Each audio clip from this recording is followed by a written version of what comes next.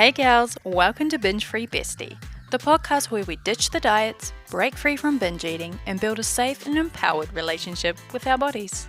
I'm your host, Nick Carberia, a registered therapist who totally gets it. Binge eating and body image struggles? Yep, I've been there, done that, and I've got the therapy bills to prove it. But here's the good news, bestie. I've recovered and I'm here to help you to do the same. This potty is all about real, evidence-based strategies from my therapy practice, plus down-to-earth, relatable girl talk with me and some of my amazing besties and other experts who have their own stories, tips, and tricks to share with you. So, whether you're tired of the diet cycle, ready to ditch the shame spiral, or just want to feel more confident in your own skin, then you've come to the right place. It's time to get real about food freedom, body acceptance, self-care, and building a life you truly love. Let's get into it, besties. Hey bestie, welcome to day 7 of the New Year Food Freedom Reset. This is our final day together, so if you have been following along, well done. I am so proud of you. There's nothing that you need to do right now. Just be here with me and let's celebrate, because over the past 7 days, you've done something really important. You didn't start a new diet. You didn't create more rules. You didn't try and fix yourself like you probably have for decades. Every new year, it's a cycle that just kept repeating itself. But instead, this year, you chose to slow it on down. You learned to notice some patterns. We explored things like self-worth, nervous system safety. We looked at your food rules, emotional eating, and we looked at body image with curiosity instead of control. And even if things don't feel magically fixed, because that's of course where we want to be, I know that's something, if you've shown up every day and you've applied the tools and you've listened in, then something have to have shifted, right? And you now have a bit more of a language around what's been happening for you. You have tools that work with your nervous system instead of against it. And you've felt what it's like to approach food freedom from an angle of safety rather than punishment. And that matters so much more than you might realize. Food freedom isn't going to be created in 7 days, unfortunately. I really wish that I could do that for you. I wish I could wave a magic wand. I don't have quite that much magic just yet. Maybe one day I will. But it's not going to be created in 7 days. But what we have created is some orientation and some awareness. So you've been introduced to some different ways of relating to food in your body, understanding your urges instead of fearing them, responding to emotions instead of suppressing them, questioning your food rules rather than just blindly following them, and separating self-worth from things like control or how well you're doing around food and eating and body image. So inside my work at Binge Free Bestie, healing obviously doesn't just come from having these kind of insights on their own. It's going to come from repetition, it's going to come from support, and it's going to come from that nervous system safety that's going to be built over time. And most people actually aren't struggling because they don't know what to do. You now know what to do.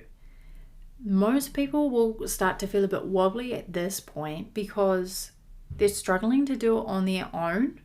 I know for me in my recovery journey, the hardest thing and the reason it took me so freaking long to recover was because I did it on my own.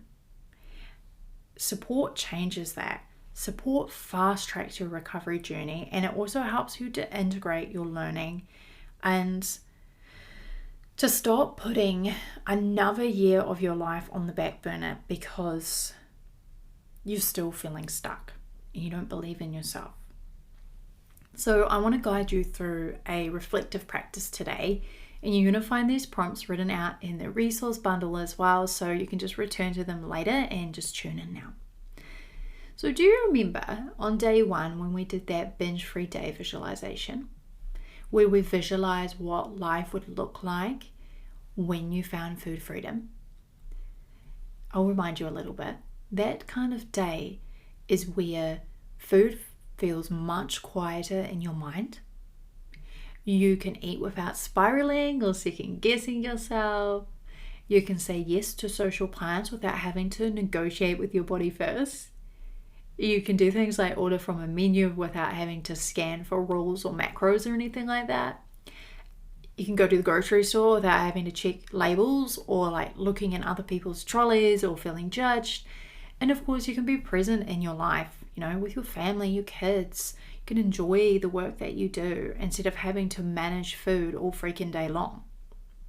So remember that. Remember how good it felt to visualize that and to feel it. You can have that. It's not just a fantasy, it is a direction, it is a roadmap, and that's why I wanted you to visualize it. And now I'm going to ask you a question. So on a scale of 0 to 10, 0 is absolutely the lowest score you give yourself, 10 is like, yes, hell yeah. On a scale of 1 to 10, how ready do you feel to continue healing your relationship with food in your body? 0 to 10. Next question. How motivated do you feel to do this kind of non-diet, nervous system informed way of working on that relationship with food and body? You feeling motivated? 0 to 10.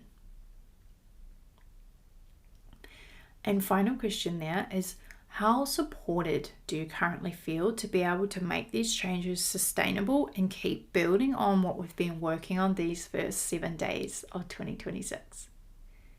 0 to 10, how supported are you feeling? There's no right numbers here. Lower numbers don't mean that you're a failure. It's just info, just data. So we've got a few reflective prompts today as well. Again, in your resource bundle to refer to later, but what support do you think that you will need to heal your relationship with food in your body moving forward? So think about things like tools, people, structure. Do you need accountability? Do you need community? I want you to ask yourself as well, if binge, emotional, or overeating no longer in your life, how would your day-to-day experience change? So how would you feel? How would you show up differently in the world? Because I can guarantee you would show up differently. I know that I sure did. Ever since I've been binge free, my life has totally flipped 180 because I finally have the time, the energy, the headspace, the self-confidence to do the things I've always been dreaming of. Building Binge Free Bestie was and is my dream. It's my dream business. It's the way I want to show up in the world. I freaking love what I do, but I would not have done this. Obviously, I wouldn't have been a binge free coach if I was still binging. But if I was still binging, I actually wouldn't have gone back to uni and did my master's because I wasn't leaving the house really, or the couch.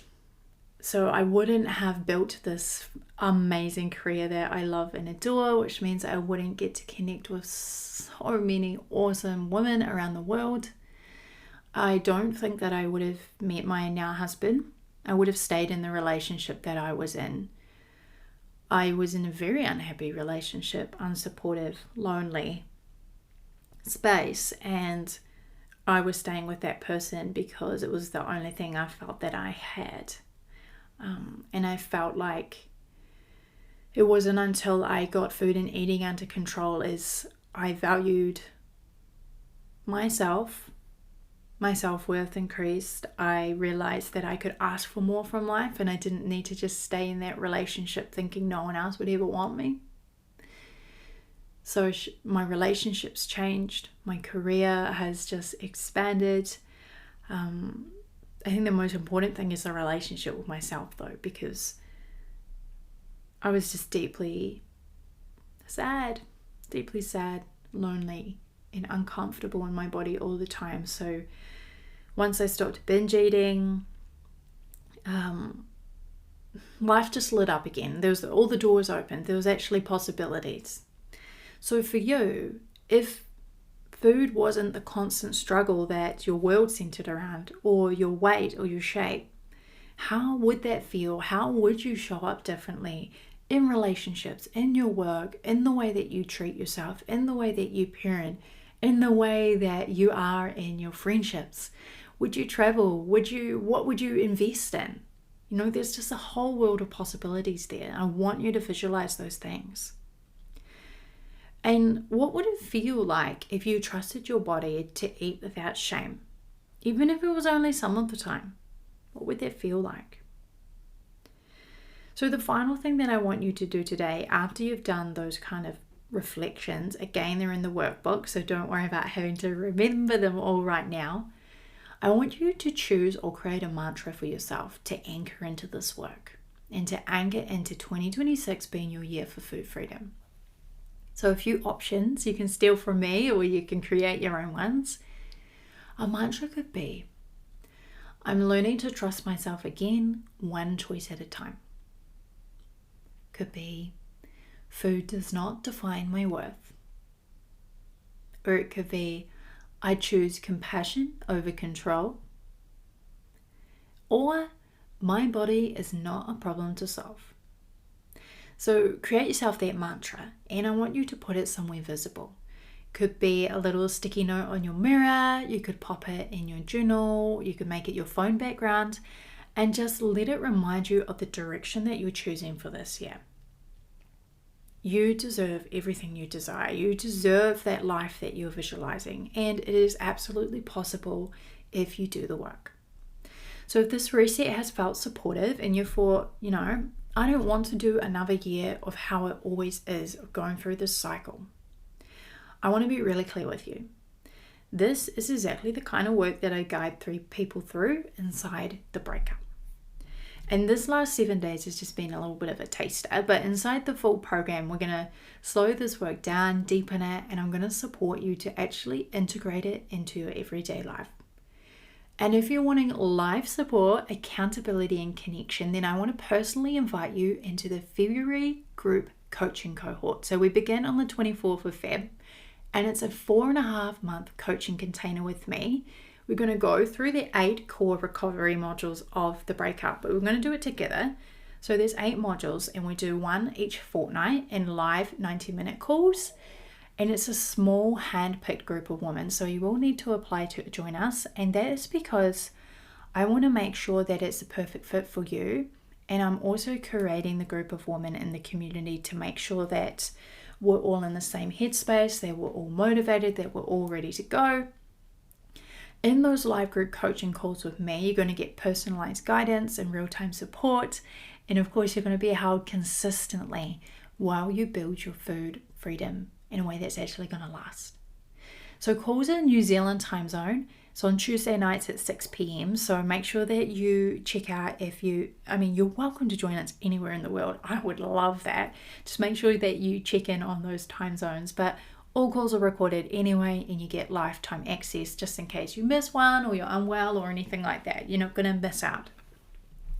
Spaces are going to be intentionally limited because I want it to be high touch and really intimate. And if group coaching isn't quite your thing, or it's not the investment level that works for you right now, there's always the self-led version of the breakup.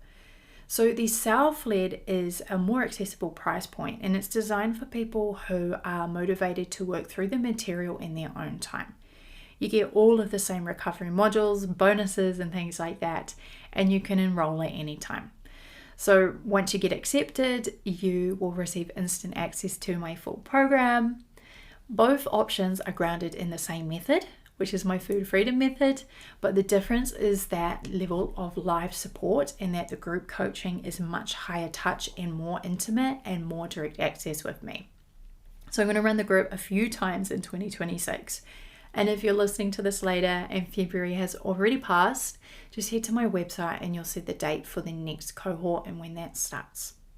So I want to invite you in because you've done such a fab job this week showing up.